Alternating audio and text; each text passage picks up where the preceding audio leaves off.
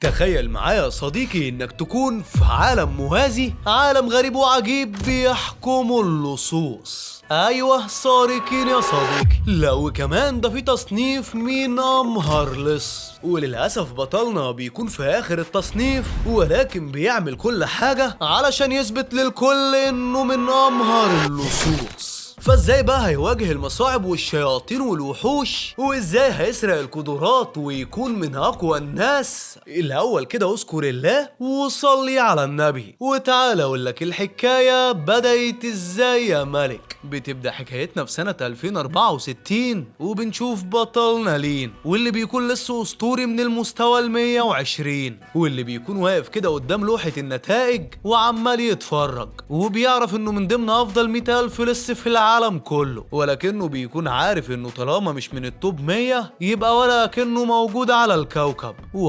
وعلى الجانب التاني بنشوف بنتي اسمها ريما، واللي بيكون معاها واحد من الحرس اسمه كولوفريت. فريما بتسأله وبتقول له فين اللص اللي عينته للمهمة اللي طلبتها. فكولوفريت بيعرفها انه العبيط اللي واقف قدام لوحة النتائج ده، ولين بيسمع اسمه من هنا وبيروح يرحب بيهم وبيعرفهم بنفسه. بس كولوفريت بيعرف انه مش ضمن النقابة، وبيعامله معاملة وحشة وبيقول له شوف شغلك يا بيه. فلين بيروح كده علشان يبدأ مهمته، ولكن الكل بيتفاجئ بطاقة غريبة وخلل مفاجئ في النظام، وعمنا لين بيتحشر وسط الفوضى دي وما بيكونش عارف ايه السبب، وبيحاول يهرب بسرعة كده من اللعبة، ولكن النظام مش بيستجيب، وبيبدأ يفكك كده جسد لين. فلين بيستسلم للأمر وبيقول عادي خلاص مش فارقة، أنا كده كده ماليش لازمة في الدنيا علشان أعيش. ما هو لما عيلتك تتخلى عنك وتتعرض للتنمر والإزعاج من كل الناس حتى أصدقائك،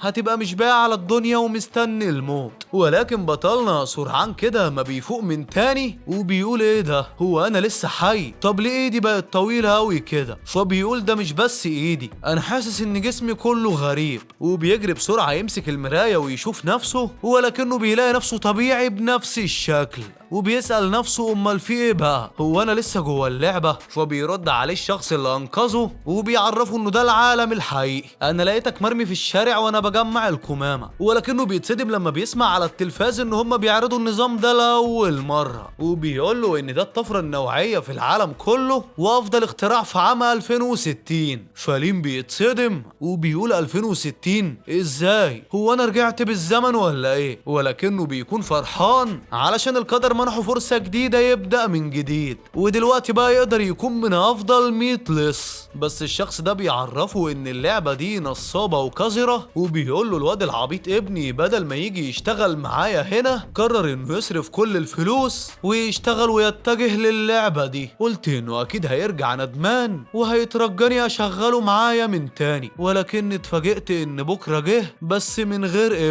ابني مات في اللعبة. فلين بيصدمه وبيعرفوا ان اللعبة دي هي المستقبل، بس علشان تضمن انك تعتلي القمة لازم تكون مستيقظ من الموت. والشخص ده بيبكي وبيقول له انت بتفكرني بابني، نفس طريقة التفكير، وبيعرفوا انه لو ما عندوش مكان يقدر يعيش معاه هنا بدل ما هو وحيد. ولكنه بيصدمه كمان وبيقول له خد دي اخر حاجة كانت من ريحة ابني. فلين بيتصدم لانها خوذة من الجيل الاول، والخوذة دي غالية جدا يا صديقي، وبيعرفه انه عايز يحقق حلم ابنه ويكون مشهور. فلين بيقول له انا مش بس هنفذ حلم ابنك، لا انا كمان هعديه. وبعد كده بقى بيلبس الخوذة والنظام بيرحب بيه وبيقول له اهلا بيك في قارة الالعاب تياونينج.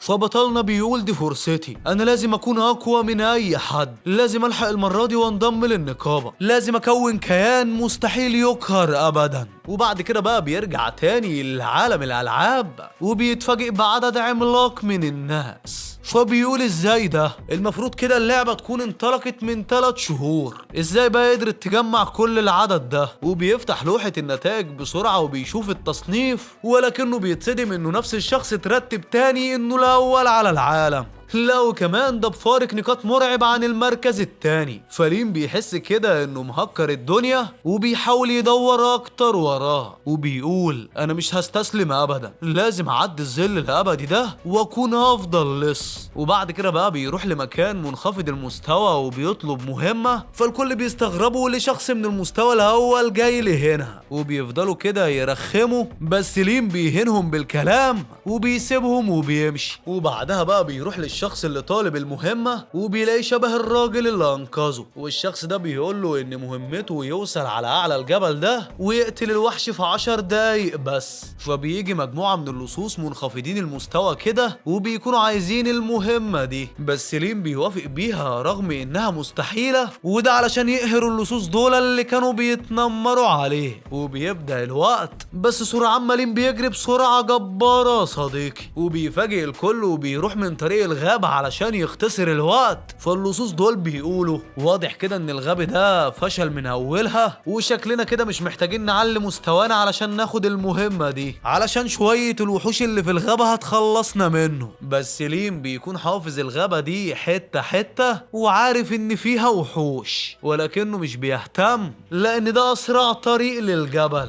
وبالفعل الوحوش بتبدأ تخرج كده علشان تعطله، بس لين بيسحب سلاحه كده وبيبدأ يشرح فيهم بسرعة صديقي، ولكنه بيتصدم ان في عشرات الوحوش بتحاصره. فلين بقى بيقول لهم لا مفيش وقت للكلام ده حبيبي منك ليه، وبيبدأ يستعين بالقوة الخاصة اللي النظام منحاله، وبيفعل كده قوة اسمها الطعن الخلفي واللي بتخليه يطعن اي حد في ظهره. فلين كده بيتحرك بأريحية علشان اي وحش يقرب منه بيموت، ولين برضه بيتنطط على الاشجار وبيحاول يتجنبهم، بس بعدها بقى بيوصل للمكان اللي مش هيعرف يتحرك منه، وعلشان يكمل طريقه لازم يلف من ورا الجبل، ولو عمل كده فمحتاج اكتر من نص ساعة تانية. فلين بيقعد يفكر كده لحد ما بيخطر في باله كده فكرة جبارة، وبيطلع خطاف وبيعمل تعويذة التسريع، وبعدها بيجري بسرعة وبيستخدم الوحش زي النطاطة، وبيرمي الخطاف كده وبيديلها حتة باتمان،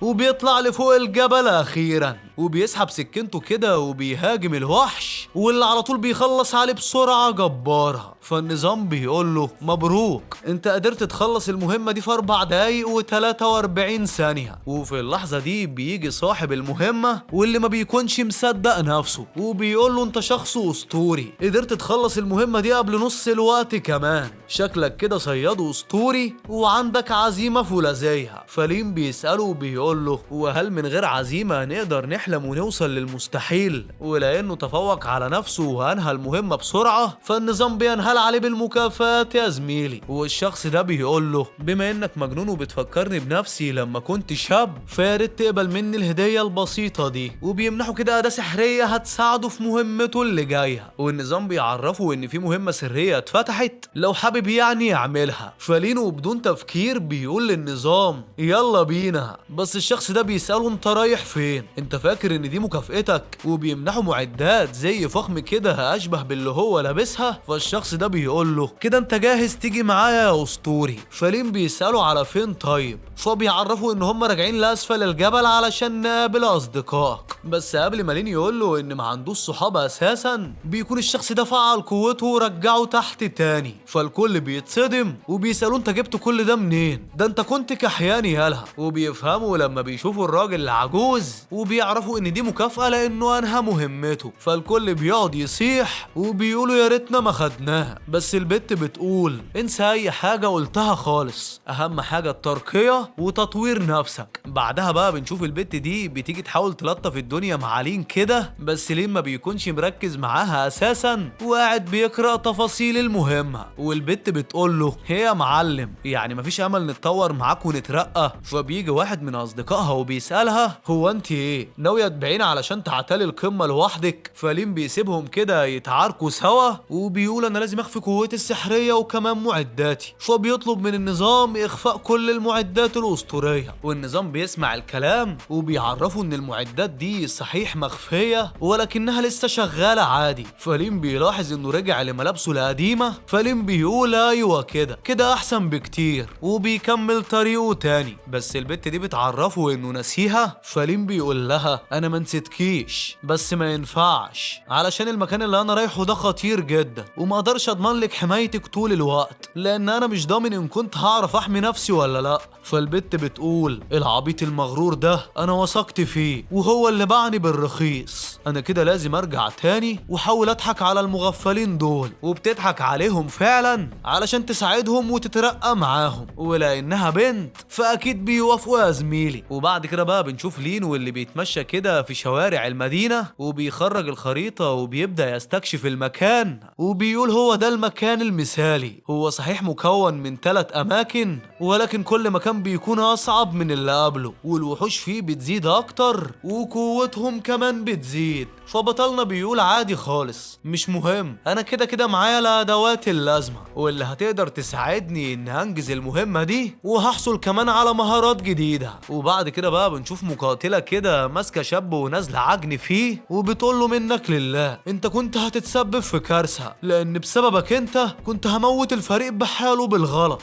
فبيعرفها ان كل حاجة تمام ومحدش حصل له حاجة، وبيقول لها وبعدين انا كنت اعرف منين ان هم بالعدد ده؟ صحيح اني غبي وخسرت كل مساعديني في السحر، ولكن ما ينفعش اخسر كمان عضويتي في الفريق. فلين بيقول ايه ده؟ انا اعرف الشخص ده، مش ده هانتر اللي كان واحد من اكبر اعضاء النقابات ال5؟ فهانتر بيلاحظه وجده بيقول له ايه ما تيجي تتفضل معانا بدل ما انت قاعد بعيد وعمال تتصنت علينا كده. والمقاتلة بقى بتتعصب وبتقول له التجسس على الناس جريمة وانا مش هرحمك، انا هخليك عبرة للكل حتى وان كنت من المستوى الاول. وبتسحب سيفها كده وبتستعد للقتال. ولين بيقول واضح كده ان هم مش خطيرين. وبعد كده بقى بيقول لها استهدي بالله كده ونزلي سيفك بدل ما اعمل منك شاورما. وبيعرفها انه مش جاي يتجسس، ده جاي يساعدهم يخرجوا المعدات بتاعتهم. بس المقاتلة دي بقى بتقول له انت عبيط، انت من المستوى الاول. فهانتر بيقول لها اصبري بس، انت بتتكلم بجد؟ فلين بيسألهم طب انا ههزر معاكم ليه؟ محتاج فلوس مثلا؟ ولين بيسيبهم وبيروح يساعدهم وما بيسمعش كلام المقاتلة ميري. فهانتر بيسألها طب تفتكر المفروض ندفع له كام؟ بس ميري بتقول له انت عبيط صح؟ ده مش هيخرج منها سليمة اساسا علشان الوحوش اللي جوه دي من المستوى الثالث وهو لسه في المستوى الاول. ولكن عمنا لين بيفاجئ الكل حتى الوحوش دي وبيخلص عليهم واحد ورا التاني بكل سهولة. وبيقول انا لازم النهارده اوصل للمستوى ال5 على الاقل علشان الكل بيبصلي بنظرات استغراب، واللي هو ازاي شخص كحيان زي ده مع كل الادوات دي. وعلى الجانب التاني بنشوف مجموعة من اكفاء جنود النقابة واللي بيكونوا بيحاولوا يحاصروا الوحوش دي، وبالتحديد في منطقة اسمها الدائرة الوسطى. والمنطقة دي بقى هي اللي بتعيش فيها الوحوش دي. فقائد المجموعة بيقول الوحوش دي عددهم كبير جدا، احنا لازم ننسحب بسرعة من هنا. ولكن بيتفاجئ بسهم بيمر من جنبه وبيخلص على الوحش. والبنت اللي اطلقت السهم بتقول له مش عيب لما جنرال زيك ينسحب كده؟ فبيقول لها لا ده انا كنت بهزر بس، هجوم يلا ياض منك ليه؟ ولكنهم بيتفاجئوا بعمنا لين واللي عمال يقطع في الوحوش دي، والكل بيتفاجئ علشان هو لسه من المستوى الاول. والقائد بيقول هو ازاي قدر يوصل للدائرة الوسطى اساسا؟ بس لين بيفاجئ الكل وبيعمل اعصار مدمر وبيجمع فيه كده كل الوحوش وبيخلص عليهم كلهم. فواحد من الجنود بيقول لهم الحقوا اللص لسه ما ماتش وكمان اترقى للمستوى ال5.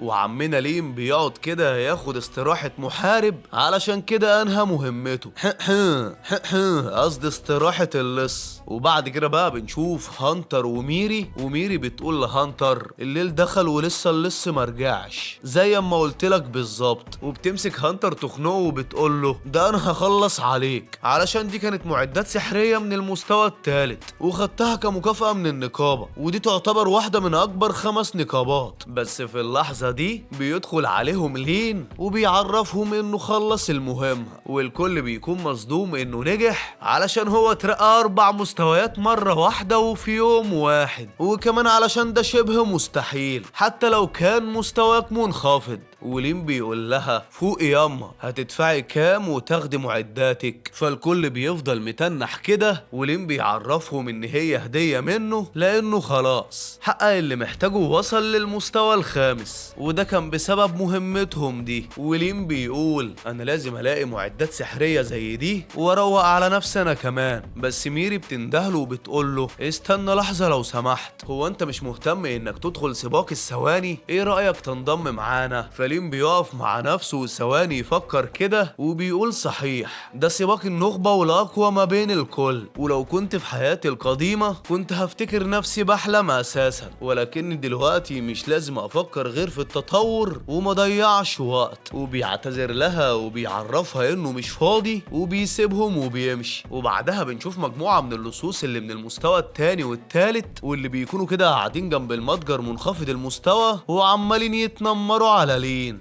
وبيقولوا ايه اللص المغرور ده مرجعش تاني. فزميله بيقول له يا عم شكله مات من اول مهمة، ولكنهم بيتصدموا لما بيلاقوا لين داخل عليهم وفي المستوى الخامس، والكل بقى بيشد في شعره وبيتساءلوا ازاي. فالموظفة بتقول لهم واضح كده ان لين يوري سريع في التطوير، وبتسأله هل عايز مهمة جديدة؟ بس لين بيقول لها لا انا عايز اشتري ادوات، وبيعرفها انه عايز 20 زجاجة مولوتوف وخنجر ابيض و3 جرعات اختفاء. فالموظفة بتقول له ان هي خدت الاوردر، واول لما يجهز هيوصلك على حقيبتك في النظام. وبعد كده بقى بنشوف لين في وادي النمل، واللي بيقول زمان في حياتي القديمة دخول وادي النمل معناه انك هتكون وجبة العشاء للملكة، ولكني اكتشفت عش الملكة من زمان بمستوى قليل، ودلوقتي لو قدرت انضف عش الملكة هتظهر البوابة الخفية، وساعتها بس هقدر احارب اميرة الشياطين وهقدر اوصل لمستوى عالي جدا. فلين بيشجع نفسه كده وبيقول لو نجحت هجمع ادوات اسطورية. ولين بياخد جرعة الاختفاء الاولى وبيجري كده من وسط النمل، وده لان عددهم عملاق جدا ومش هيقدر عليهم لوحده، ده غير انه بيوفر طاقته للوحوش والعقبات الاصعب اللي هيقابلها. ولكن الصدمة ان الجرعة دي بتكون رخيصة ومدتها 9 ثواني بس. فلين بيتصدم لان النمل كله بيشوفه ولسه هيخلصوا عليه كده، بس لين بيلحق نفسه بسرعة وبيشرب الجرعة التانية، والنمل بيتفاجئ ان لين اختفى ولكنهم مش بيحلوه، وبيجروا عشوائي كده علشان عارفين انه هيظهر تاني في اي مكان. فالجرعة بتخلص ولكنه بيكون مسابقهم بكتير هوي وبيكون خلاص وصل، ولكن بيتفاجئ ان الملكة بتسد البوابة. هوبا ده انت باين عليك هتتنفخ يا لين. وفي الوقت ده بتكون ميري راحت تعرف اسياد نقابتها على لين، وبيرد عليها ايران وبيقول لها تقصد اللص محترف ده اللي كان ناقصنا فعلا. وميري بتقول له انه انتقل من المستوى الاول للخامس في كام ساعة بس، احنا لازم نلحقه بسرعة قبل ما اي نقابة تانية تخطفه مننا. ولكن بيرد عليها وحش من اسياد النقابة وبيسألها ازاي لسه هيغير ترتيبه وقوة النقابة. فبتقول لهم ده مختلف، صدقوني ده مش زي اي حد. وبترد عليها السيدة تيانا وبتقول لها طيب لما هو جامد كده ما تعرضي عليه الانضمام لينا، خليه يدخل اختبارات القبول. فميري بتقول لها انا لو عليا عايزاه انضم الفريق لانه مدهش. وبعد كده بقى بنرجع تاني لين، واللي بيتصدم لما بيقرب لان اميرة الشياطين وكمان معاها ملكة النمل والاتنين بيقفلوا عليه الطريق. فلين بيقول ايوه جيتوا في وقتكم، ولسه هيفعل كل قوته كده، ولكن الوحوش بتهاجمه كده من كل مكان، اي مكان سواء يتخيلوا او ما يتخيلوش. بس عمنا لين بيشغل دماغه وبيحاوط المكان كله بأزايز المولوتوف وبيغرق المكان نار. فالنمل كله بيكون متحاصر ومش قادر يتحرك، ولين بيقول لهم تعالوا لي بقى ده انتوا بتوعي النهارده، انا اللي هعشيكم المولوتوف. فبيقولوا له ابعد عننا يا بشر يا حقير، بس لين بيشويهم حرفيا وبيخلص عليهم بكل سهوله. فالنظام بقى بيقول له مبروك انت قدرت تنهي المهمه وتنظف الوادي، وبيعرفوا ان انجازه بينتشر دلوقتي ما بين اللاعبين، ولكن لين بيطلب من النظام اخفاء كل بيانات بياناته. وبعد كده الخبر بيوصل للنقابة ومحدش بيكون مصدق ان في حد اخيرا انجز المهمة دي، وبيقولوا يا ترى مين الزعيم المرعب اللي نفذ المهمة؟ احنا لازم نتحرك دلوقتي، يمكن نعرف هو مين او يمكن نقنعه ينضم لينا. بس سرعان ما الخبر بينتشر والكل بيكون مصدوم، وبيقولوا يا ترى مين البطل اللي قدر ينهي المهمة دي؟ هل هو الظل الخفي الاول على العالم ولا زعيم غيره؟ وبعدها بنشوف الكل متجمعين كده جنب بلورة، والبلورة دي داخلها زعيم قوي، حاجة كده زي أميرة الشياطين وملكة النمل،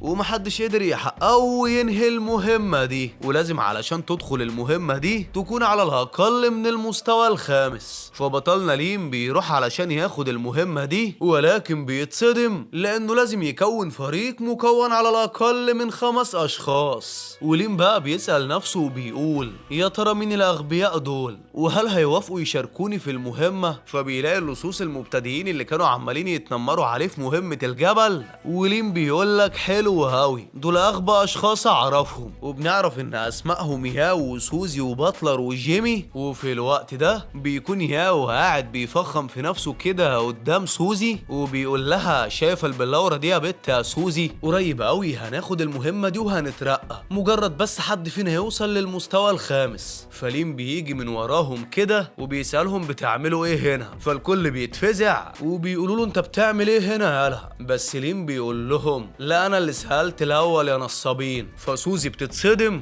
وبتقول له إيه ده؟ هو أنت وصلت للمستوى الخامس؟ وياو بيسأله إزاي ده أنت كنت في المستوى الأول الصبح. فليم بيعرفهم إنه خبير وكده وبيضحك عليهم بالكلام، وبيقول لهم لو جيتوا معايا المهمة دي أضمن لكم إن انتم هتترقوا وهتحصلوا على ثروة كبيرة. بس باتلر بيقول له لا يا عمنا انت أكيد بتهزر صح؟ دي مهمة مستحيلة وإحنا كحيانين، وأعلى واحد فينا هو ياو اللي في المستوى الرابع ده، والمهمة دي بتعتمد على القوة مش الحظ، فمعاك ربنا. فليم بيقول لهم إن المهمة هتكون سهلة لو تعاوننا كفريق، ده غير إني مسؤول عن الكل وهدفع تعويض لو حد اتصاب، ولكن لازم تخفوا كل معلوماتكم لمدة 3 أيام، وده لو عايزين تنضموا ليا. ها قلتوا ايه؟ فسوزي بتقول اخيرا جه البطل اللي هيساعدني اترقى، والكل بيوافق، وده بس علشان سوزي وافقت يا صديقي. بس ليم بقى بيصدمهم وبيفتح كده بوابة حمراء داكنة، فالكل بيتصدم وبيسألوه ايه ده؟ هو انت مجنون؟ احنا عرفناك ان احنا كحيانين، ولا انت بقى في حد مسلطك علينا يا نجم؟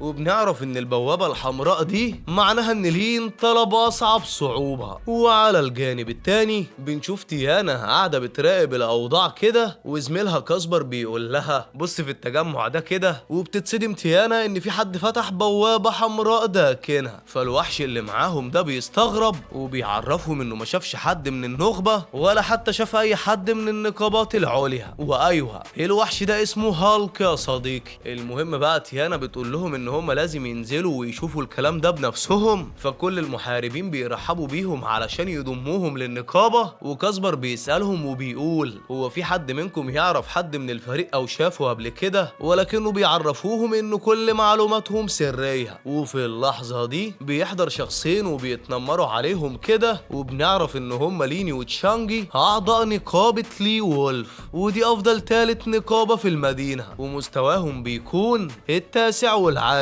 فتشانجي بيقول لهم ان هم اضعف من ان هم يضموا شخص زي ده، لانه اكيد مش هيوافق بيكم، ده انتوا حتى مش من افضل 5 نقابات في المدينة. والكل بيكون مصدوم وخايف منهم لان هم اقوياء جدا، وكمان بيقولوا ان زعيمهم عنده قوة مرعبة جدا وهو نفسه بيخاف يستخدمها علشان ما يدمرش المدينة. فتيانا بتقول لكاسبر سيبك منهم ويلا نمشي من هنا. بس ليني بتقول لها استني انا عارفاك، انت الساحرة اللي كانت في حرب فيتنام صح؟ فتيانا بتسألها وبتقول لها هو انت اساسا تعرفيني؟ فليني بتقول لها ازاي نسيتيني؟ انا الغبية اللي ما قتلتكيش اخر مرة. بس تيانا بتعرفها ان هي اول مرة تشوفها اساسا، وبتقول للكل يلا بينا نرجع، وبتقول لها يا ريت تعتمدي على نفسك بعد كده علشان لما تعملي اي انجاز جديد تنسبيه لنفسك. ولكن الكل عارف ان مستواكي ده اللي وصلك ليه تشانجي، وبتسيبها متعصبة جدا وبتمشي. بس تشانجي وشانج بيهديها وبيعرفها ان الحرب التجريبية بين النقابات بعد اسبوع بس، وكالعادة هنعمل منهم بسطرمة وهتاخدي حقك. وبعد كده بقى بنشوف لين واللي بيوصل لمستوى مجنون في المهمة وما بيسمعش اي تحذيرات من اي حد، وكالعادة بيفضل يضحك عليهم يا صديقي، وبيعرفهم على الانجازات والشهرة اللي هياخدوها، وخصوصا لما تنتهي المهمة دي. فسوزي كده قد لمعت عيناها وبتكمل مع لين، والكل كالعادة بيكمل علشان سوزي كملت. وبعد كده بقى بنشوف لين واللي بيوزع عليهم كده قوة ملكية علشان هم كحيانين، والكل ما بيكونش مصدق نفسه ولكنهم بيتصدموا صدمة عمرهم،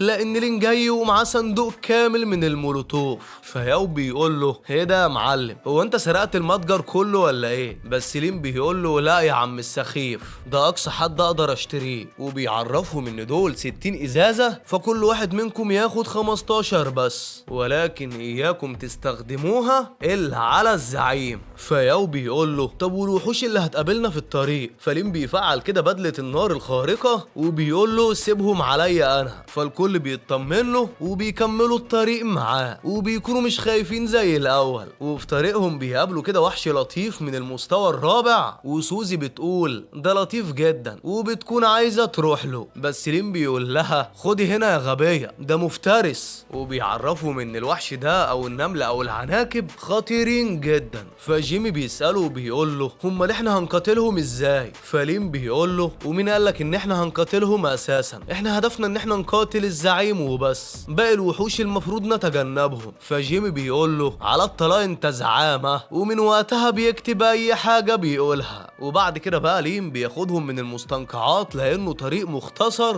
والكل بيكون قرفان ومش عارف يتحرك كويس، وبيقعدوا يصيحوا. فالعناكب بتسمعهم وبتهجم عليهم، والكل بيكون مرعوب وخايف جدا، ولكن برضه مش عارفين يجروا. بس لين مش بيضطر يتحرك وبيستخدم الناي السحر بتاعه، فالعناكب دي ما بتقدرش تتحمل الصوت كتير وبتخلع من المكان، والكل بيكون مبهور من جمدان لين. بس لين بيعرفهم ان هم لو ما جوش وراه هيندموا، وبيفضل يمشي وهو بيعزف على الناي. فكده بقى مفيش وحوش بتقدر تقرب منه، والكل بيقولوا له ده طلع فعلا اختصار للوقت والطريق. وبعد كده بقى بيكملوا طريقهم، وسوزي بتقول اخيرا وصلنا للشاطئ وهنرتاح. بس ياو بيقول لها نرتاح؟ ده مفيش لا راحة ولا بالراحة، بص هناك كده دي غرفة الزعيم. ولين بيعرفهم ان الكلام هيبدأ يحلو، فالكل بيسيح تاني كده وبيقولوا له اذا كان ما قدرناش على الوحوش دي امال هنعمل ايه بقى مع الزعيم؟ فلين بيقول لهم كل واحد معاه 15 ازازة مولوتوف، كل واحد يرمي 3 ازايز في الضربة وهنخلص عليه. وبيبدأ يشرح لهم الخطة كده وبيعرفهم انه هيسحبوا ليهم وهم يدشملوه. فلين بيدخل الغرفة كده وبيتفاجئ بحجم الزعيم المرعب، ولكن عمنا لين ما بيخافش وبيهجم عليه. والزعيم بيقول له ايها البشر الحقير ازاي تتجرأ وتصحيني من نومي؟ وبيهجم عليه كده، ولكن لين بيكون دارس كل تحركاته وقواته الخاصة، فكده بقى بيقدر يتفادى كل هجماته، واللي مهما كانت قوية او حتى مخادعة صديقي. وعلى الجانب التاني بيكون الفريق هينام على نفسه، وبيقولوا ايه ده فات اكتر من ساعة ولين لسه ما جاش، فهل تفتكروا لين مات ولا حتى هرب؟ بس جيمي بيقول لهم لا ما ماتش، شريط دمه لسه موجود ولسه سليم، معنى كده انه لسه في المهمة وكمان حي. وهنا بقى بيتفاجئوا ان الارض بتتهز، وكمان الزعيم بيجي متعصب وبيطارد لين. والصدمة بقى ان لين دمه بيكون كامل، وعلى عكس الوحش ده واللي بيكون لين مدشمله خالص. والفريق اول لما بيشوف كده بيتحمس وبيرمي عليه المولوتوف. وعلى الجانب التاني بيكون الكل بيتكلم على فريق لين، وبيقولوا الفريق الغير رسمي لحد دلوقتي لسه ما خرجش. فبيرد عليه واحد وبيعرفه ان ده الطبيعي علشان يكونوا عبرة لأي حد غبي، ومش اي حد ياخد اي مهمة كده وخلاص. وهالك بيعرف كاسبر كاسبر ان هم شكلهم فعلا كده مش هيخرجوا، بس كاسبر بيقول له هستنى ساعة كمان بس وبعدين همشي. والصحيح ده تحدي مستحيل، ولا اي حد من النقابة فكر يقرب له، ولكن مين عارف ممكن يخرجوا. فكاسبر بيرخم على هالك وبيقول له ما تدخل تجربه انت، ولا خايف ما تخرجش زي اللي قبلك؟ فهالك بيقول له يا عم اخرس خلينا نمشي بسرعة من هنا. فكاسبر بيقول له انه مش حابب الوقفة دي، ولكن تيانا مهتمة تعرف ايه اللي هيحصل لهم. وتيانا بتقول لهم احساسي بيقول لي ان هم لسه بخير. وبعد كده بقى بنرجع للين، واللي بيتصدم ان المولوتوف ما اثرش على الوحش ده. فبيقول لهم مفيش فايدة، ارموا المولوتوف عليا انا، ارموا كل المولوتوف. والكل بقى بيقولوا انت اتجننت ولا ايه؟ فسوزي بتعرفه انه مش لازم ينتحر لو فشل، بس لين بيتعصب وبيقول لهم بطلوا سخافة، ارموا عليا انا المولوتوف. فجيمي بيقول له انا مصدقك يا معلم، وبيرمي عليه المولوتوف. فبتتفعل كده مهارة لين الخارقة، واللي بتكون تحمل ايلين ايران لمدة 30 ثانية. ولين بيقول للزعيم يلا بينا نرقص في النار يا برنس، والكل بيرمي عليه المولوتوف كده والوحش بيتشتت. فلين بيستغل ده وبيروح يشق دماغه ويخلص عليه. والنظام بيقول له مبروك قتلت زعيم المستنقع اخيرا، وبينهال عليه بالمكافآت يا صديقي. وبيعرف الكل ان زعيم المستنقع مات، فمحدش بيكون مصدق نفسه وان في حد قدر ينهي المهمة دي. وكل اسياد النقابة بيستنوا الفريق يخرج علشان يعرفوا مين قائدهم. والكل بيتصدم لما بيخرج الفريق الكحيان ده، ولكنهم بعد ما كانوا بيتنمروا عليهم دلوقتي بقوا يحترموهم جدا. ولين بيسيبهم وبيمشي، بس تشانج بيندع عليهم كده وبيقول لهم ايه رأيكم تنضموا لنقابتنا، نقابة لي وولف. فلين بيتعصب لما بيسمع الاسم وبيقول لي وولف دي برضو كانت من افضل 3 نقابات في حياتي القديمة، ولكنهم كانوا مغرورين اكتر من اعضاء افضل نقابة في المدينة. هو الاسوأ ان هم كانوا متنمرين جدا. فتشانج بيجي وبيقول له اكيد انت القبطان اللي عبرت بيهم لبر الامان صح؟ وده علشان لين شكله جامد، وعلشان هو الوحيد اللي مستواه 5 اساسا. وبيقول له لو انضميت لنقابتنا هعاملك معاملة خاصة. بس لين بيقول له سيبنا افكر، وبيسيبه وبيمشي. والكل بيتصدم انه رفض العرض ده. وتشانج بيتجنن عليه وبيقول له انت ازاي تسيبني وانا بكلمك؟ انت واقح، انا هعلمك الادب وبتحداك قدام الكل في قتال. فلين بيقول له قلت لك انا مش فاضي، روح شوف لك حاجه غيري تضيع فيها وقتك. فتشانج بيتجنن اكتر وبيعرفه انه هيقاتله دلوقتي سواء وافق ولا لا، لان مفيش حد هنا يقدر يمنعه. وبالفعل بيهاجمه. فلين بيصد كل هجماته كده وبيطلع سكينته وبيهجم عليه. فتشانج بيتصدم من سرعته الجباره. وتيانا بتقول اكيد ده اللص اللي كانت ميري بتتكلم عنه. فبتعمل درع كده وبتعرفهم ان لين من نقابتهم، وهم كده بيتعدوا عليهم. بس ليني بتقول لها طالما انت هتساعديه فما عنديش اي مشكله ان انضم للمعركه دي واخلص عليك. ولكن تشانج بيقول لها نزلي سلاحك يا غبيه. وبيقول انت من نقابه الاغبياء دول مصلحه، لان الحرب التجريبيه الاسبوع اللي جاي وهنعلم عليكم. وادعي بقى انك ما تكونش انت خصمي علشان القتال ساعتها هيكون لحد الموت. وبعد كده بقى تيانا بتعرفه انه مدين ليها علشان لولاها كان زمان تشانج خلص عليه. فلين بيقول لها انا فاهمك، قوليلي من الاخر كده عايزه ايه بالظبط. فتيانا بتقول له ان هي عايزاه ينضم ليهم حتى ولو لفتره مؤقته، بس لانها مش عايزه تشارك في الحرب التجريبيه بين النقابات. ولكن لين بيقول لها انه مش موافق. فبتقعد تتحايل عليه لحد ما بيبعت لها طلب صداقه وبيعرفها انه هيرد عليها قبل الحرب التجريبيه. بعدها لين بيحكي لنا انه خلال الايام ال3 دولت حقق انجازات كتير وقدر يوصل للمستوى السادس، وخلاص ما بقاش محتاج للمزعجين ال4 دول، وبيسيبهم وبيمشي. وبعد كده بقى بينطلق في مهمته الجديدة واللي هي العثور على كتاب مهارات الملوك. ولكن الكتاب بيكون في مكان مؤمن جدا وفي وحوش ليفل 10 هناك. فلين بيكون عارف انه لو دخل قتال مع الوحوش دي مهمته هتفشل، وبيحاول انه يتحرك كده في الخفا لحد لما بيوصل لمكان الكتاب. فبيجي شخص غريب وبيقول لهم قلت لكم هياخد الكتاب، والكل بيقول له الله عليك يا زعيم. والصدمة ان الشخص ده من المستوى ال11 وزملائه من المستوى العاشر، والشخص ده بيعرفوا ان هم كانوا مستنيين بقالهم ايام. فلين بيقول انا مش مصدق نفسي اني وقعت في فخ، ولكنهم من مستوى اعلى مني بكتير، وكمان عددهم اكتر مني، يعني القتال معاهم محسوم ليهم. ولين ما بيكونش عارف يعمل ايه دلوقتي، فواحد منهم بيضربه بسهم كده وبيقول له يبقى سلم لي على الجحيم. بس لين بيتفادى الضربة وبيجي من وراه ولسه هيخلص، فبيتدخل زميله وبيساعده على طول، والساحر بيسيبه بلعنة واللي بتقلل قوته بنسبة 60%. فالكل بقى بيلطش فيه، بس لين بيقول لازم مفضلش ساكت والا هموت. والشخص ده بيسحب سهم تاني كده وبيقول له المرة دي سلم لي على الجحيم، ولكن لين بيتفادى الضربة وبيجي من ورا تاني، ولكن المرة دي بيقدر انه يفرض سيطرته على مجريات القتال. والكل بيكون مصدوم انه قادر يجاريهم برغم مستواه الضعيف واللعنة دي. بس قائدهم بيقول لهم انتوا مستنيين ايه؟ اضربوا بسرعة يلا قبل ما يهرب. فلين بيقول لهم للأسف مضطر انهي القتال لان منهك جدا، وبيستخدم قنبلة سحرية كده بتعمل ضباب وبتعميهم لفترة مؤقتة، وبيستخدم الخطاف علشان يهرب. بس رامي السهام بيقول له انت غبي جدا علشان انا مش محتاج اشوفك علشان اخلص عليك يلا، وبيضربه بسهم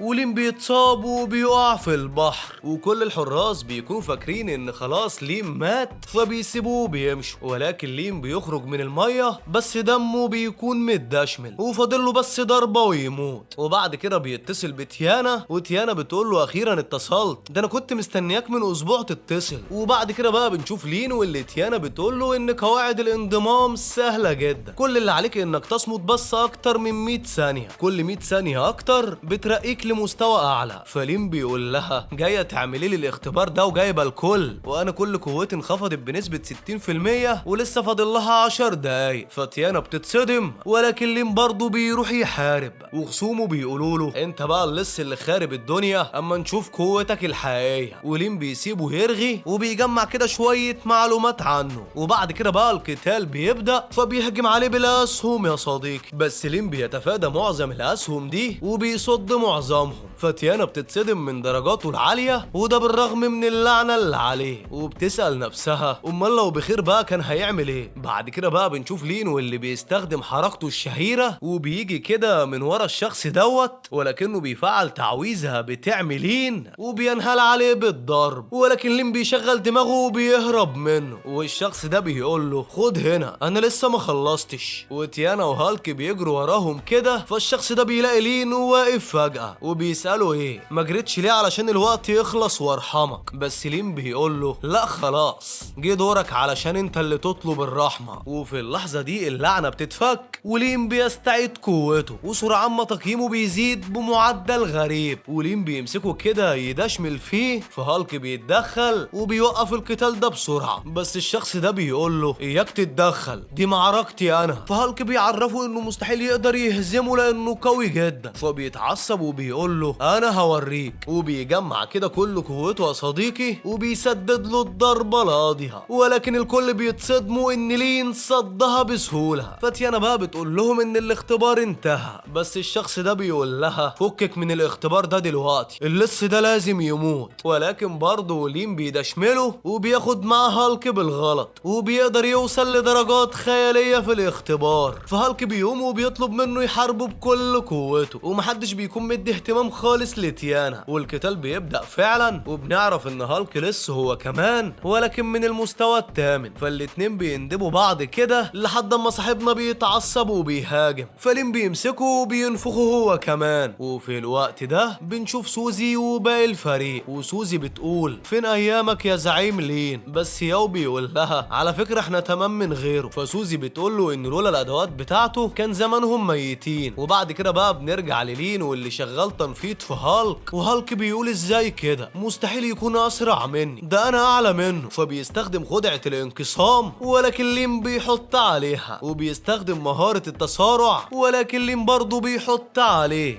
وبياخد سيفه وبيقول له استسلم بقى انت خسرت. فتيانا ما بتكونش مصدقه لانه كده غلب واحد من الاسياد يا صديقي. وبعد كده بقى هالك بيروح يسالها هو ايه تقييم الولد ده. فتيانا بتقول له هتصدقني لو قلت لك انه داخل على ال 900. فهالك بيقول علشان كده ده خصمه كان 92 بس. وبعد كده بقى بنشوف لين في مهمته الجديده واللي بيكون محاصر ما بين مجموعه من الذئاب، والذئاب بتبدا تهاجمه فلين بيتعامل معاهم وبيخلص عليهم بكل سهوله. وهنا بيقول واضح كده ان كل حاجه مش سهله، انا لازم اكون فريق ثابت علشان يساعدوني لان انا بقالي يومين بس في مهمه واحده. ولكن بيجيله اتصال من تيانا واللي بتساله انت فين يا قلبي، وبتعرفه ان الحرب التجريبيه بدات، وبتقول له ايه مش عايز ترد، لازم ترجع دلوقتي علشان تلحق ترتاح وتستعد كويس. وبعد كده بقى لين بيروح يقابل باقي المجموعه وبيعرف تيانا انه عايز يكون فريق يكون ثابت كده ليه ويقدر كمان يفوز بيه في الحرب. فتيانا بتقول له انا هتصرف واحاول اجمع لك الفريق ده. وعلى الجانب التاني بنشوف طفل بيقول للحراس من فضلكم دخلوني، انا عملت كل ده علشان ادخل الحرب دي. فالحراس بيعرفوه ان انضمامه للفريق ده شبه مستحيل. وتيانا بتقول هي ناقصاك يا ليان، بس لين بيقول لها هو ده المدرعه ليان، ازاي يعني مش عايزين تدخلوه؟ فتيانا بتقول له ده مجرد طفل وعنده هوس بالانضمام لينا واسمه كاي. وفي الوقت ده بيكون الحارس قاعد كده بيتنمر عليه وبيقول له العب بعيد يالا. والولد بيبكي وبيستعد للرحيل، ولكن لين بيجيله وبيقول له اياك تهتم بكلام الناس، طول ما انت بتملك العزيمه والامل هتقدر تعمل اي حاجه. وبيساله هل عايز تنضم لفريقي؟ فكاي ما بيكونش مصدق نفسه واكيد بيوافق. وبعد كده بقى بيروح لمكان غريب وده بيكون مكان الحرب، ولين بيقول لنا ان المكان ده خالي من القواعد تماما واللي بيفوز الاقوى وبس. والحرب بتبدا والكل بيجري علشان يلحق مكان استراتيجي. وتيانا بتقول ما كنتش غلطانه لما خليت لين قائد للحرب دي لاني حاسه ان عنده مهارات هتفيدنا كلنا. وبعد كده بقى بنشوف الشخص اللي نفخه لين ماسك فريق ونازل طحن فيه. وهالك بيقول ده غبي وعشوائي ولكن انا عندي استعدادات تانية خالص علشان قتال اللي جاي مع لين. وفي اللحظه دي بيدخل عليهم كاسبر والكل بيكون مديله الامان، ولكن كاسبر بيغدر بيهم وبيستخدم تعويذه سحريه بتكتفهم. وبيجي تشانج كده وبيضحك وبيعرفهم ان هو اللي امر كاسبر يعمل كده، وبيعرف كاسبر انه نجح في الاختبار ومستعد يدخل نقابه لي وولف. فلين بتنزل تقتل في الكل الا هالك، وهالك بيقول له انت خنتنا يا ابن بس تشانج بيعرفه انه ما خانهمش، هو ضحى ب3 اصدقاء بس علشان يوصل للمجد. وليني بتقول له اخرس اسكت علشان تموت من غير ما تحس. فكاسبر بيقول لهم لا كله الا هالك ده صديقي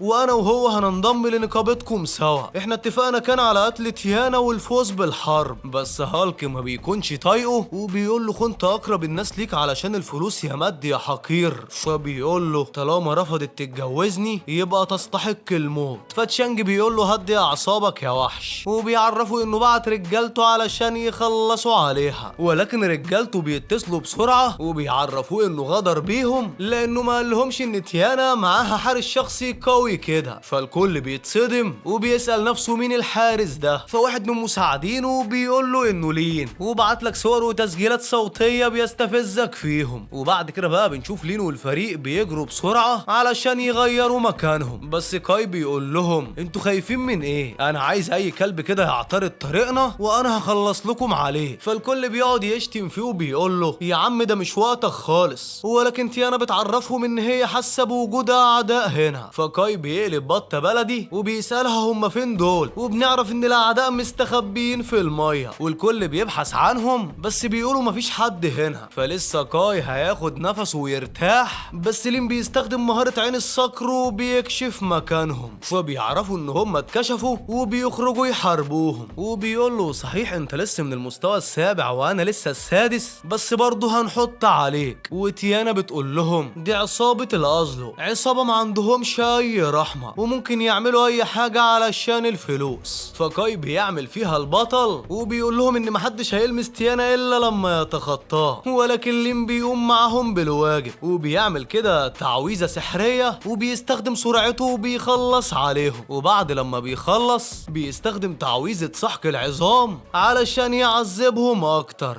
فاخر شخص بيشوف قوته وبيقول مستحيل اقدر اتعامل مع سرعته ديت، وحتى لو فكرت اهرب مش هقدر اعمل كده، وبيطلب منه الرحمة. فلين بيقول له انا عايز اكلم سيدك، فبيتصل بتشانجي وبيطلب منه النجدة، ولكن لين بيخلص عليه وبيعرف تشانجي ان دوره جاي. فتشانجي بيتعصب جدا وبيقول ازاي الحشرة ده يتحداني، هو نسي نفسه ولا ايه؟ فكاسبر بيقول له دي اكيد خطة تيانا، وتشانج بيقول له اصبر عليا بس انا هفعصهم لك هما الاتنين. وليني بتسأله هتعملوا ايه في الراجل ده؟ فهالك بيقول لها لا عنك انتي، انا منسحب من الحرب دي اساسا. وبيمسك كاسبر وبيخنقه وبيعرفه انه من النهارده عدو، ولو شافه تاني هيخلص عليه. وبعد كده بقى بيرميه وبينسحب وبيعمل له الغاء شراكة. فتشانج بيضحك وبيقول له واضح كده انه خصمك، بس كاسبر بيقول له مش مهم، اهم حاجة اني انتقم وخلاص. وبعدها بقى بنرجع للين من تاني، واللي بيسأل الشخص ده فين ما كانت شانجي، انت والا هخلص عليك بجد. وبنعرف ان دي كانت تمثيلية بس علشان يرعب تشانجي، ولكنه بيقول له ما اقدرش اخون النقابة ابدا. فلين بيقول له براحتك، انا كده كده عايز اترقى على حساب معداتك. والشخص ده بيترعب وبيعرفوا ان هم رايحين ناحية الجهة الشرقية. فلين بيقول له شكرا على المعلومة وبيسحب سلاح. فالشخص ده بيقول له هو انت مش قلت لي انك هتسيبني؟ بس لين بيسأله انا قلت كده مش فاكر، وبيخلص عليه. وفي الوقت ده بيكون هالك بيعرف تيانا كل اللي حصل بالظبط، وتيانا بتتوتر وبترجع للين، ولين بيعرفها انه عارف ان تشانجي رايح على فين. فتيانا بتقعد كده تجمع المعلومات وبتحط الخطة وبتعرفهم ان هدف تشانجي الانضمام لجيوش الشرق. فلين بيسألها طب هنعمل ايه دلوقتي؟ فتيانا بتقول له ان عندها خطة مرعبة جدا، واللي هي احتجازهم في المنطقة الوسطى لان فيها 4 بوابات، وحتى مهما حد حاول يقدم لهم الدعم فصعب جدا حد يخرج من هناك، ولكن ازاي ممكن نعطلهم قبل ما يوصلوا الجهة الشرقية؟ فلين بيقول لها سيب الطلعة دي عليا انا، وبيطلع قناع وبيسيبهم وبيمشي من غير اي تفسير. وبعدها بقى بنشوف معركة قوية جدا بين اعضاء نقابتين. فلين بيجي وبيغفلهم كده وبيبوظ عليهم المعركة، وقادة الفريقين بيعرفوه ان ده غلط كبير وخيانة، بس لين بيقول لهم ما انا عارف، وبيطعنوا واحد منهم. فالقائد التاني بيسأله وبيقول له انت لو معرفتش نفسك هنقتلك. فلين بيقول لهم انا واحد من اعضاء نقابة لي وولف، وعلى طول بيختفي. فالكل بيقول لازم ننتقم من الراجل المقنع ده وكمان من نقابة لي وولف. بس لين مش بيكتفي بكده وبيروح يعمل نفس الموضوع في اكتر من نقابة، وتيانا بتشوفه وبتكون مصدومة بذكائه الجبار. وبعد كده بقى بنشوف تشانجي واللي بيكون ماشي في امان الله، ولكنه بيلاقي كل اعضاء النقابات ملمومين حواليه، والكل بيقعد يصيح وبيقولوا دول من اسياد النقابة خلصوا عليهم. فتشانجي بيحاول يتفاهم معاهم كده علشان يعرف في ايه بالظبط، ولكن بيجي لين وبيبص له بنظرات مرعبة. وبعدها بقى بيبدأ في قتل اعضاء النقابات دول علشان تحصل فوضى يا صديقي. فتشانجي بيفهم وبيقول اكيد ده هو اللص لين، هو ازاي بقى بالقوة دي؟ وبيعمل درع كده عازل بسرعة علشان يحموا نفسهم. فلسه ليني بيتفخم فيه وبذكائه كده، ولكن بيكون لين دخل الدرع بسرعة وبيسحب ليني وبيخلع يا صديقي، وتشانجي ما بيكونش مصدق عينه من سرعته. وعلى الجانب التاني بنشوف تيانا والفريق واللي بيروحوا للمنطقة الوسطى، ولكن بيعترض طريقهم اعصار اسود مرعب جدا. فتيانا بتقول للكل استعدوا لاي تهديد او قتال دلوقتي، ولكن بيتصدموا انه لين وكمان مع ليني اللي عماله تصيح عماله تقول له سيبني يالا. فتيانا بتطلب من ميري انها تفكها، وبعد مناقشه سريعه بينهم كده ميري بتروح تفكها، وليني بتقول لها كده انت جدعه وتعجبيني واحنا مش هنأذيكم. فتيانا بتقول لها انت هتعمليهم عليا ولا ايه يا بت؟ ده انا لو اديتك ظهري دلوقتي هتعمليني بسطرمه، وبعدين انا فكتك مش علشان خايفه منك، لا ده علشان انتقم. فاكره لما اتنمرتي عليا في المدينه وقلتي اني ضعيفه؟ يلا بقى وريني هتعملي ايه من غير تشانجي. فليني بتتعصب وبتهجم عليها، بس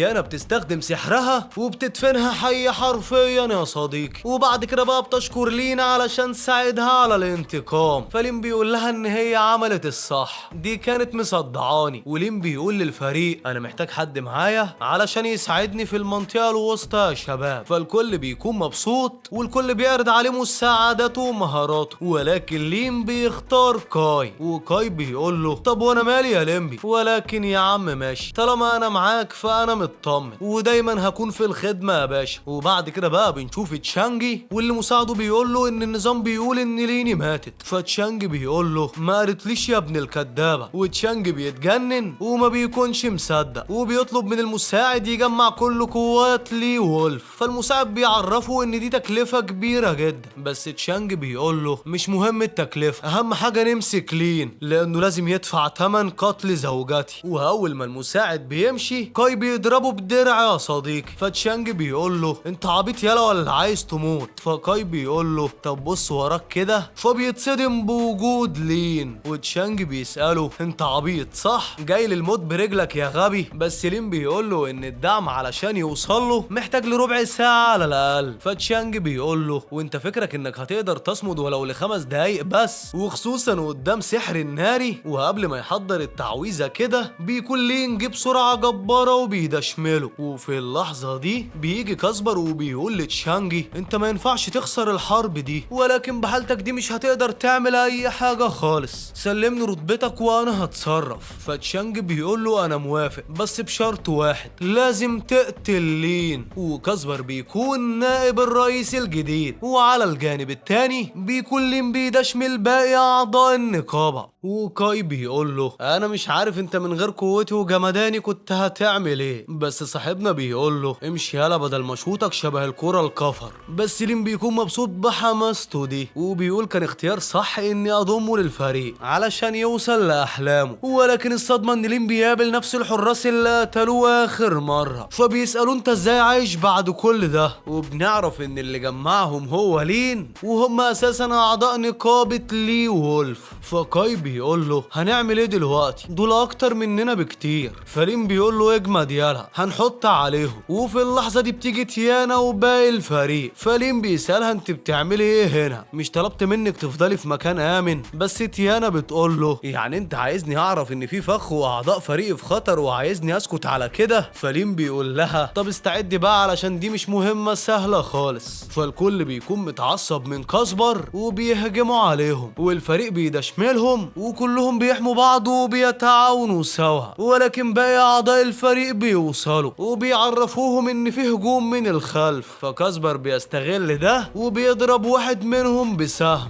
وبيقول لو عايز تشتتهم خلص على اضعف واحد فيهم. والمعالج بيعالجه ولكن باقي اعضاء النقابة بيهاجموهم. فالكل بقى بيكون متحاصر ومش عارفين يعملوا ايه. ولين بيقول لكاي جه دورك يا بطل، يلا روح احمي باقي الفريق. بس كاي بيقول له دول كتير قوي وانا لوحدي مش هقدر اعمل كده. فلين بيقول له لو عايز توصل لحلمك وتكون بطل روح. فكاي بيفضل متجمد كده وسط الضربات دي كلها وبيقول انا مش شجاع زي لين، انا مجرد جبان وغبي. فتيانا بتقول للمعالج روح بسرعة الحق كاي. وكاي بيتصاب بضربات كتير وبيكون على وشك الموت. ولكن كاي بيقول حتى لو قربت اموت انا مستحيل اسيب اعضاء فريقي في خطر كده. والنظام بيمنحه مهارة الشجاعة القصوى. فكاي بيتحول لعملاق وبيدشمل فيهم كلهم، والكل بقى بيكون مصدوم واللي هو الوحش ده جه منين؟ بس كاسبر بيقول لهم اياكم حد ينسحب، هجوم ياض منك ليه؟ فكاي بيشيل الصخور كده وبيخلص على الكل بسهولة. وقائد الحرس بيقول له انه هيقدر يتعامل معاه بس انتوا حاولوا تخلصوا عليه. ولسه كاسبر بيديهم التعليمات وكده فبيلاقي لين جاي من وراه وبيطعنه. فكاسبر بيقول له ده انا نسيتك خالص يا حقير. ولين بيخلص وبيرميه على واحد من الحرس وبيخلص على الكل. والقائد بيقول لهم لهم انتوا ما بتضربوش معايا ليه؟ فبيجي لين وبيقول له علشان خلاص خلصت على الكل ودلوقتي دورك. بس القائد بيقول له مش بالسهولة دي يا غبي، وبيضربه كده. ولكن لين بيجي من ظهره وبيقول له مين الغبي اللي فينا، وبيعرفه ان هي كانت مهارة من كتاب المهارات اللي سرقوه، فازاي بقى مش عارفه، وبيعذبه وبعدها بيخلص عليه. ولكن بيجيله اتصال من تيانا كده وبتعرفه ان في لسه دعم جاي، يلا نهرب بسرعة من هنا. فلين بيقول لهم اتحركوا سوا بسرعة يلا. وبيقول في سره على الرغم من اننا النقابة رقم 5 ولكننا في الحرب دي وصلنا للمركز الاول. وبعدها الكل بيكون مبسوط وبيروح يحتفل، وتيانا بتشكر الكل على مجهودهم ده، وخصوصا كاي اللي ما بيكونش مصدق نفسه. وكل البنات بيكونوا قاعدين يفكروا في لين، الكل بيكرش عليه يا زميلي، لدرجة ان تيانا ما بتكونش مركزة مع اي حد مهما كان. ولكن لين سابهم اول لما الحرب انتهت. وبعد كده بقى بنشوف لين واللي بيكون متعصب وبيقول ما كنتش متوقع انه سريع كده، ده قدر يوصل للمستوى ال15، انا لازم اتحرك بسرعة انا كمان، علشان شكل الخبراء كلهم بدأوا يظهروا في الساحة. ولكنه بيهدي نفسه وبيقول انا بعمل ايه، ده انا اكتشفت فريق مدهش، فريق قادر على انه يساعدني على الترقية السريعة. بس فجأة بيحس بحد بيتحرك بسرعة جنبه، ولين بيقول غريبة، هو في اشخاص بيجوا اماكن غريبة زي دي؟ وبيروح يشوف مين ده وبيفضل يراقبه لحد ما الشخص ده بيلاقي كنز سري. فلين بيقول له ايه ده، انا ازاي ما شفتش الكنز ده قبل كده؟ على العموم لازم اخلع علشان التلصص على الناس مش حاجة حلوة. ولكنه بيتصدم ان ده هو الظل الخفي الاول على العالم. ولين بيقول مستحيل، انا عمري ما شفته على الحقيقة قبل كده، وحتى في حياتي ده من المستحيل اني اقدر المسه، ولكني لازم اخلص عليه علشان اعتلي القمة. وصحيح اني مش عارف ايه مدى قوته بالنسبة ليا، بس لازم اتصرف. اول لما يفتح الصندوق ده ويتشغل بالكنز هخلص عليه. ولكنه بيتصدم ان مفيش حد عند الكنز اساسا، وبيبص كده بيلاقيه واقف جنبه وبيسأله انت ليه مهتم بمراقبتي؟ فلين بيقول له لا لا يا معلم مش كده، ده مجرد فضول بس. والظل بيقعد يضحك وبيقول له ده انا كنت فاكرك بتحاول تغدر بيا. بس لين بيقول له اكيد طبعا لا، وبيعرفه بنفسه. فبيقول له لا انا مش مهتم اني اتعرف عليك اساسا، كل الحكايه بس ان هالتك القتاليه كانت واضحه جدا. وبيساله هل عايز تقاتلني؟ لو عندك اي نيه للقتال فانصحك انك تمسحها من مخك، وبما انك ما عندكش اي نيه للغدر فانا هسيبك تمشي، علشان انا كل اللي عايزه بس صندوق الكنز. فلين بيتعصب عليه وبيقول له صحيح بيني وبينك 8 مستويات، ولكنك لازم تحترمني وتعاملني باسلوب احسن من كده. وبيطلب منه انه يقاتله دلوقتي. فالظل بيساله انت متاكد؟ انا بنصحك تهرب وتطور مستواك الاول. ولكن لين بيكون مصر وبيستعد للقتال. فالظل بيقول له لو لمستني تكسب. فلين بيتعصب وبيقول للدرجه دي بيستهل بيا؟ صحيح في فرق 8 مستويات ما بيننا، ولكني اكيد هقدر المسه. وبعد كده بقى القتال بيبدا يا صديقي، وبسرعه جباره كده بيتحرك لين علشان يلاقي نقطه ضعف ليه ويقدر يضربه. وهنا بقى لين بينقض عليه من ظهره يا صديقي، ولكن بالرغم من سرعته المرعبه الظل بيمسكه من رقبته وبيخنقه وبيقول له انت بطيء قوي، وبيرزعه في الارض. وبيعرفوا انه كان متوقع منه اكتر من كده، ولكنه طلع ضعيف جدا وخسر بسهولة. فلين بيقول له لا انا لسه ما خسرتش، انا مش ضعيف كده. فالظل بيقول له انه من اضعف الخصوم اللي واجههم. بس لين بيفعل كده قوته الكاملة وبيستعد ليه من تاني، ولكنه فجأة بيلاقي نفسه اتمسك تاني من الظل، واللي بيعرفه انه يجي منه لانه طموح. وبيقول له انت لسه مش مستيقظ، ودي فرصتك لاكتساب قوة اكبر من كده، فحاول كده تطور نفسك علشان نتقابل في قتال تاني. ولكن حاول وقتها انك ما تخيبش ظني زي دلوقتي. وبيسيبه وبيمشي. ولين بيقول له هنتقابل تاني، والمرة اللي جاية مستحيل اسيبك تفوز، لان انا لازم انتزع منك لقب الاول على العالم ده. وبعدها بنشوف لين واللي بيرجع للعالم بتاعه تاني، ولكن بيكون حزين ومش مركز مع اي حد. وبيقول انا لازم اطور من نفسي بسرعة واكون فريق يساعدني في كده، لان دي اهم حاجة لازم اركز عليها دلوقتي. وبعد كده بقى بيرجع لعالم الالعاب من تاني علشان يوصل للقمة، وبيدخل يجمع في الفريق اللي هيخليه من المصنفين على العالم.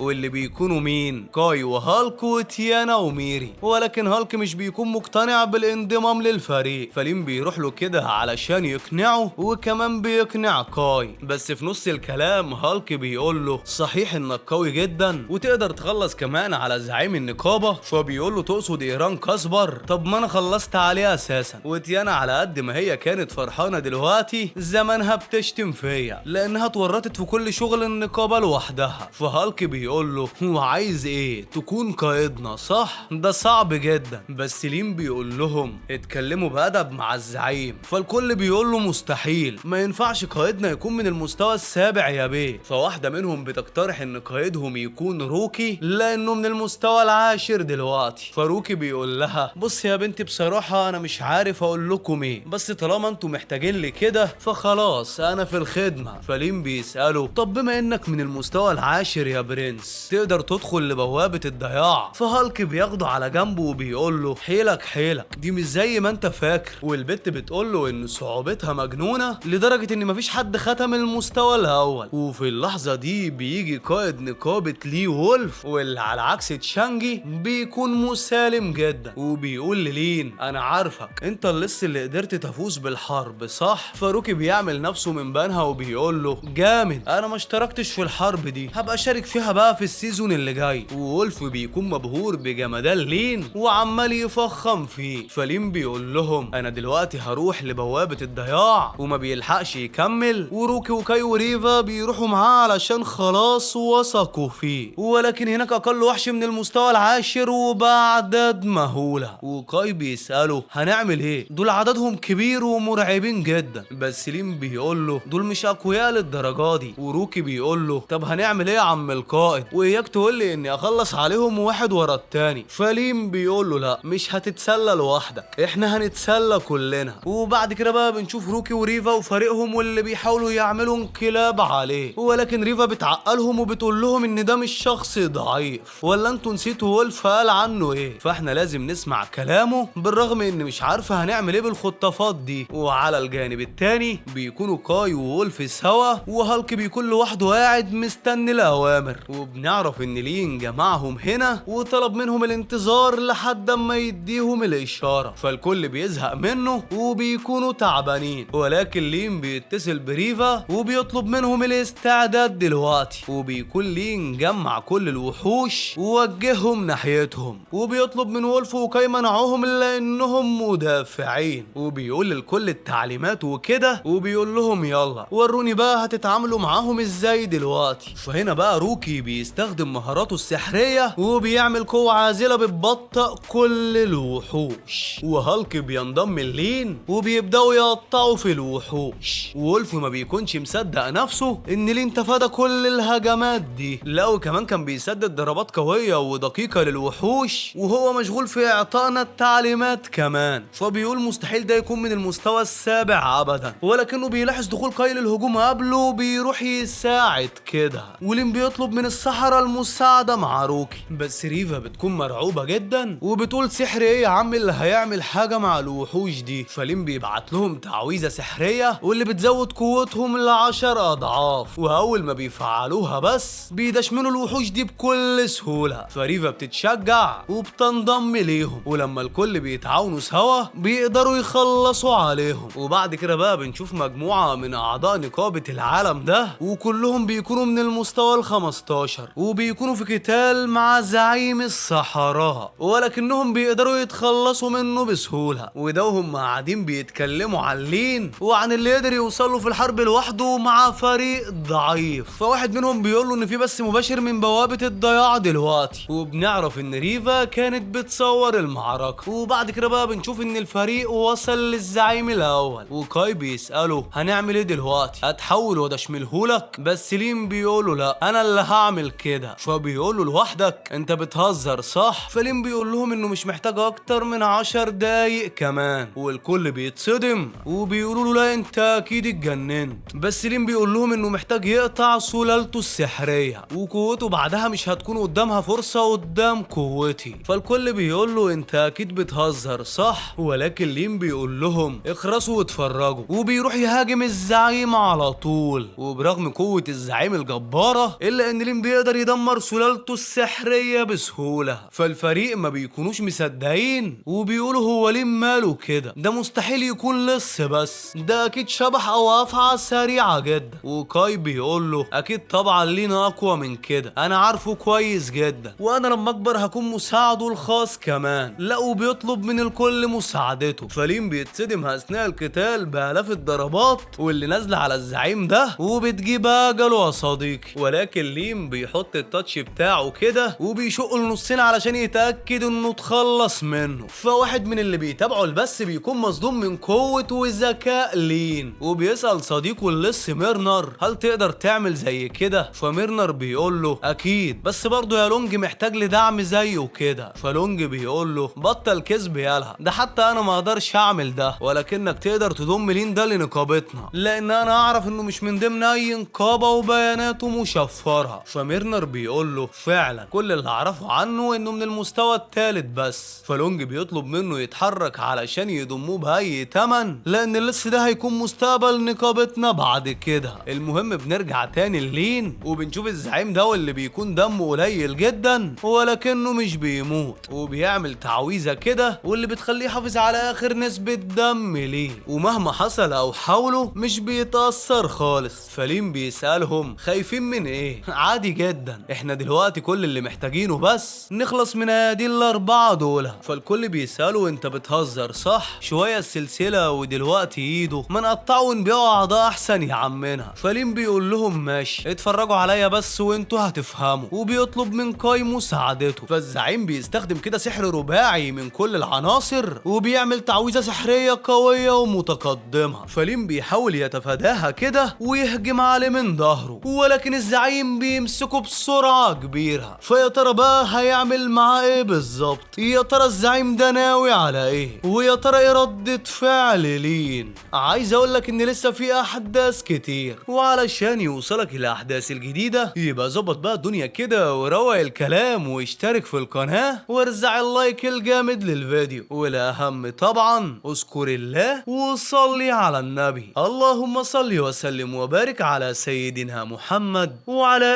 اله وصحبه اجمعين. وبس كده، سلام يا صديقي.